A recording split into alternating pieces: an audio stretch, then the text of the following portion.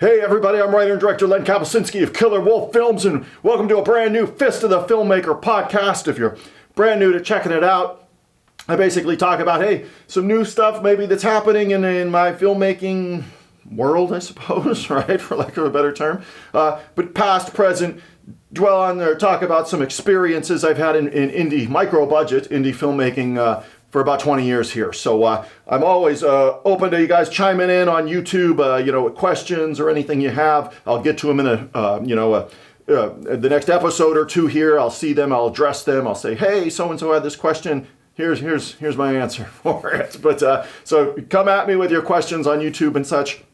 Hopefully you're watching on patreon.com/killerwolffilms. That is the very best way to support my works, past, present, and future, which we'll get to. But that is the very, very best way. Not Amazon, not Tubi, not any of those places. If you watch my works on there, thank you so much. I just want to get the works out there. But the best way to support my works, patreon.com/killerwolffilms. So I hope you go check it out. It's only $2 a month. All my movies are on there. Podcasts, you name it, support the shows, that kind of thing. Guest spots I have in for other filmmakers or and such, like we're podcasters. Salty Nerd Podcast, I had some of my guest spots up there. It's all on Patreon to watch, so I hope you go check it out. Today, a few things I want to get to first. I just this past Saturday here, a couple days ago here, I had went to a Monster Fest Mania convention, horror and sci-fi convention. Yeah, they still do those, right? I went to one that was outside of Akron, Ohio there, and Newt Wallen, I hope I said your last name right, Newt from Swamp Zombies 2 was there at a table and such, so we kind of had a mini Swamp Zombies 2 reunion there, and it had been a while since filming that picture that I saw some of these people. So some of the actresses from the film were at his table there. Lisa Nild, who I've worked with many times, had a table there, and we got to talking. They showed Hellcat's Revenge 2, so we got to do that, and a little Q&A and that kind of stuff. But anyways, yeah, I went out there to that and thought, oh, wow, getting to talking, and I thought, well, the question was Swamp Zombies 3, I suppose. Would I be interested in something like that? I'm always interested. I'm always listening, kind of thing, It just had to be something that piques my interest and that I feel, is doable kind of thing. Do I feel we can do Swamp Zombies 2 and or 3? Swamp Zombies 3. Do I feel we could do Swamp Zombies 3 in like outer space or something and do like Leprechaun and Friday the 13th and all those Hellraiser, all those franchises did?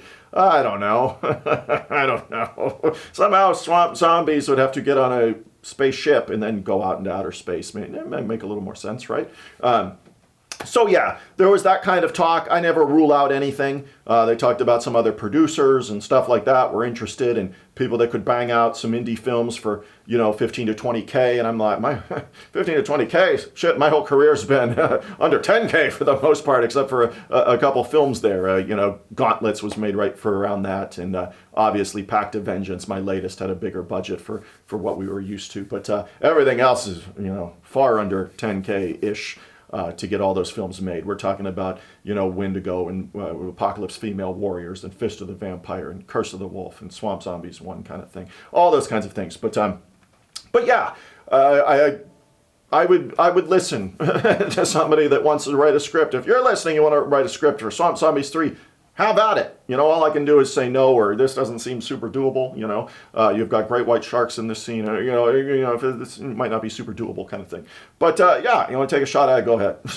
It might happen. But yeah, speaking of that, when we got to talking to some producers, I get that kind of question a lot. And then when it comes to me being involved in a project, when a producer approaches me or a potential producer approaches me, producer doesn't always mean money, but in big films, it kind of does, and it kind of helps out. So, in micro-budget land, you're saying, oh, the producer is this guy with this idea that does this and that and kind of thing, and they're wanting you to come aboard. And I'm like, okay, what are you doing? And second of all, who's got your financing? Where are you getting your financing from? That kind of thing.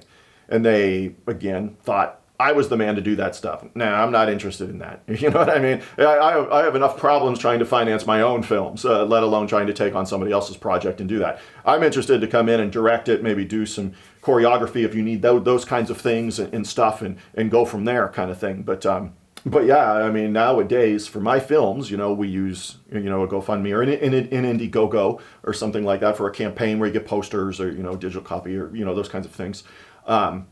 without Indiegogo, I don't make movies anymore. You know what I mean? I'm not retired. I don't, I still think I can do some things, have some ideas, still think, thought things showed improvement kind of thing from picture to picture to picture. For me, especially in the last, several years here, I think there's been, improvement. I can look back and be self-aware and self-reflect. And I think there's been some improvement. Sure, always room for improvement, but I do think the films haven't improved. But that's up to you to decide, not me. So chime in, Take the body of work over the last, say, 10 years, from Angel of Reckoning to Pact of Vengeance. Let me know what you think. So, but yeah, without those Indiegogo things or a successful crowdfund campaign, I let the fans speak. If they want to see something, here's this campaign, consider it. If it hits its mark, we're off filming a movie. On Pact of Vengeance, it allowed us to go shoot on legit, sets in LA where we shot on a hospital set and all those kinds. It allowed us to do that. Without a successful Indiegogo, we couldn't have done that. And all of Leo Fong's stuff was obviously shot out there, and he helped coordinate a lot of things out there. So, without a successful Indiegogo, we don't do those things. So, but these guys are like, well, I've got an investor here, and they haven't seen return on their investment yet for my indie picture I did 5 years ago. And I'm like, oh, really? I got news for you. They're never going to see return on their investment. How much was their investment? Man, 20,000 or 15,000. Yeah. Good luck. You ain't going to see return on your investment on that in a micro budget indie land. I've got 17 different films out there with different distributors and stuff, and no. Your investors are fucked. So that's that. Let's accept that and move on. So anyways, my suggestion, producers coming at me with stuff, what do I do to produce my films? I use Indiegogo or use GoFundMe's or, Kickstarters, those kinds of things. You can explain your project on that pretty well. You can cut a video, do your little sales pitch or whatever. I'm not a very good salesperson, obviously. But you can do those things and put it out there and just say, hey, let's try to get this made. Here's my idea. Here's my pitch. Here's who I have involved with it. If you can get people involved, actors, actresses involved ahead of time, that would help. But yeah, without Indiegogo type stuff, I don't go forward in filmmaking. So, but that's kind of where that conversation went kind of thing. Do I think Swamp Zombies 3, if it could be shot for potentially 10 to 15,000 or something, do I think it could get done? Yeah, maybe. So I'm, it's not out of the realm of possibility down the road that would happen. I still have Demoniac that I want to do, which would come after Fear the Crimson Mask, which is looking like it would be next. So more on that. But on Fear the Crimson Mask, that appears to be the next feature. Again, nothing's launched yet. There's no fundraisers, nothing, crowdfunding, nothing like that's come about yet. I think that stuff would launch maybe around the beginning of April, maybe. The script is about, I would say, a third done at this point. So it is very much an 80s slasher picture that's set in the world of professional wrestling kind of thing. Now, that being said, you're not going to see the jazzercise stuff or aerobics, the spandex and all that kind of stuff that you'd see in an 80s picture, like a Jane Fonda thing. Now, not like that. It's not set in the 80s. It'll be modern, but the tone and feel of the picture is very, 80s slasher, Jason Voorhees type stuff kind of thing. But yeah, that's going well and consistently getting written. I did put out, a few sides out to some actors and actresses that were interested in potentially being involved. I do think Ivy Smith is going to be involved with the production. We'll see. It's still early, but she's pretty interested. I'm interested in having her aboard. She's worked with Jim Wynorski, those kinds of things. And, it's been a long way from Return of the Swamp Thing, Jim Wynorski. Now we're doing shoot on digital pictures, Jim Wynorski. Hey, you're kind of like me now. You know what I mean? So, but yeah, Ivy Smith looks like she'd be involved. John Mel Thor, we mentioned from Rock and Roll Nightmare. I worked with him on Pact of Vengeance. He's expressed interest in being involved. So that kind of stuff. And as we go and the script gets done, which I imagine the full script would be done in about, I imagine, by the end of February, very, very early March kind of thing, the full script will be done. And then I can really push it out and say, here's how I'm formulating my cast. Here's the roles I can offer. If I feel something needs auditioned for, obviously it would come at that time. And then a few weeks later, we'll launch crowdfunding. And I think we're going to do the less is more thing with the crowdfunding. I'm not going to do a bunch of tiers and stuff like that. It'll be a poster tier, maybe theatrical size poster tier, like Subway poster, theatrical size poster with autographs on it. I did that for Pact of Vengeance. That went pretty well. People seem to like it. So I'll do that. And then probably some kind of producing tier that I don't have thousands and thousands of dollars at a tier like that. I'll put the producing tier at like $250 or something like that. So I know you'll see campaigns out there for micro budget stuff. Hey, give me $5,000. I'm not asking for $5,000. $250 will get you like associate producer credit or something like that. But or a role in the film if you're interested. I sold those last time for Pact of Vengeance. Again, we sold, I think we sold all of them. I think I only put 5 on there, but those are the more expensive things and stuff. But more on that down the road. But yeah, Fear the Crimson Mask is going forward. After that, I fully plan on, going into Demoniac and things like that. But one thing at a time, Fear the Crimson Mask, professional wrestling slasher film. I do think shooting dates tentatively, if it raises its budget, would probably be sometime in the midsummer time kind of thing. Maybe late June, but we'll figure it out. It would be shot on location in Wisconsin, right? Pembine, I think it is. Pembine, right?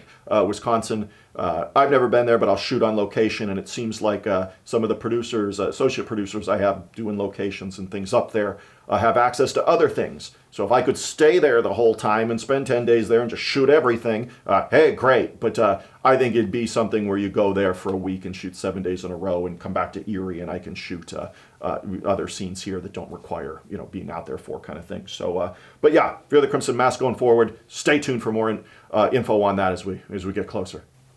Coming up in March, I will be out in Hollywood at the Whiskey A Go-Go. John Michael Thor is going on tour. I believe it's maybe 12 dates to start or something like that. But I know he's doing like his 50-year, show. It's crazy, right? Anniversary show kind of thing at the Whiskey A Go-Go. The Doors have played there, Motley Crue, you name it. Tons and tons and tons of popular bands throughout the years have played the Whiskey. It's a really historic place. So I'm going to be out with John Michael Thor for that.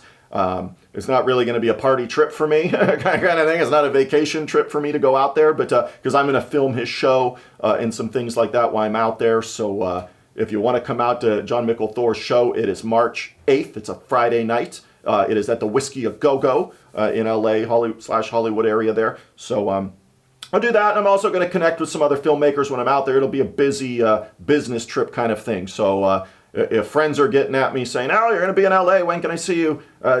Chances are you're not, unless you go to Thor's show and we can hang out. But yeah, it'll be a packed schedule for a few days while I'm out there, kind of thing. There's some other filmmakers I have kind of appointments with where we'll chat some projects and things.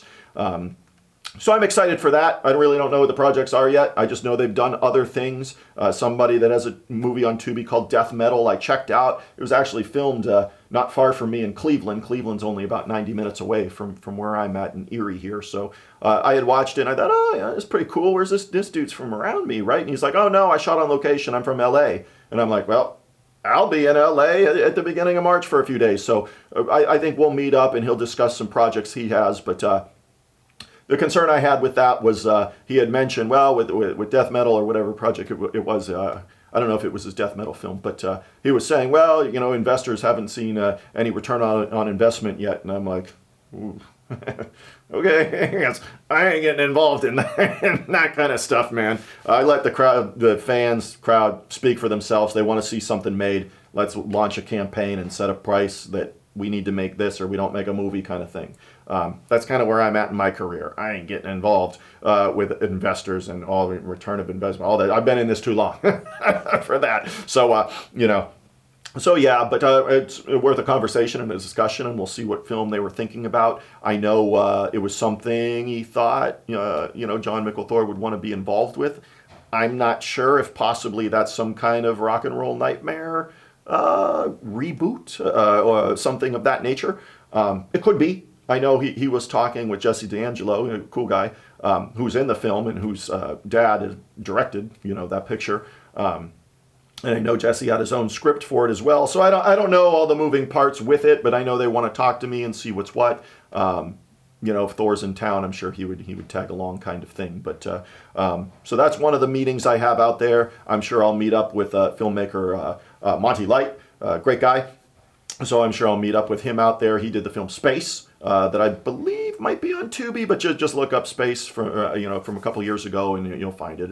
It's out there, kind of thing. So But I'll meet up with those guys, so it'll be good to see them. And, talk some film, talk some projects, see what guys are doing. Thor's released on the Cleopatra record label.